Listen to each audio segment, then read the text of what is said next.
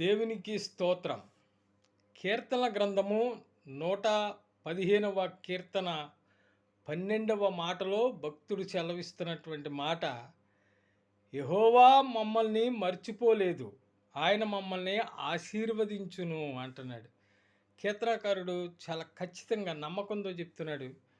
దేవుడు ఎప్పుడు కూడా మమ్మల్ని ఆశీర్వదిస్తూనే ఉన్నాడు, ఆయన మమ్మల్ని మర్చిపోలేదు అంటున్నాడు. ఎందుకంటే మాట ఇచ్చిన దేవుడు నమ్మదగినవాడు. స్వయంగా ఆయనే చెప్పినటువంటి మాట ఒకసారి గమనించండి.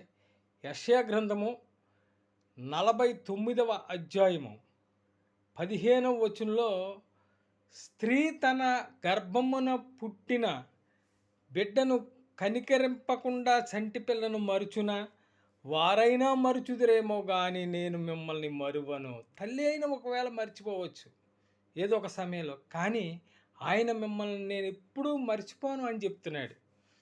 యెషయా గ్రంథము 44వ అధ్యాయము 21వ వచనంలో ప్రభు అంటున్నాడు, ఇశ్రాయేలు, నేను నిన్ను నిర్మించి తిని, మిమ్మల్ని నిర్మించింది నేనే, నా చేతులతో నిర్మించుకున్న మిమ్మల్ని నేను ఎన్నడూ మర్చిపోజాలను. ఎలా మర్చిపోతాను మిమ్మల్ని అంటున్నాడు. దేవా, మా మీద ఇంత ప్రేమ కలిగి కునుకక నిద్రించక మమ్మల్ని కంటి పాపవలే కాపాడుకుంటున్న మా యేసయ్య, నీ పాదపద్మాలకు శిరస్సు ఉంచి నమస్కరిస్తున్నా.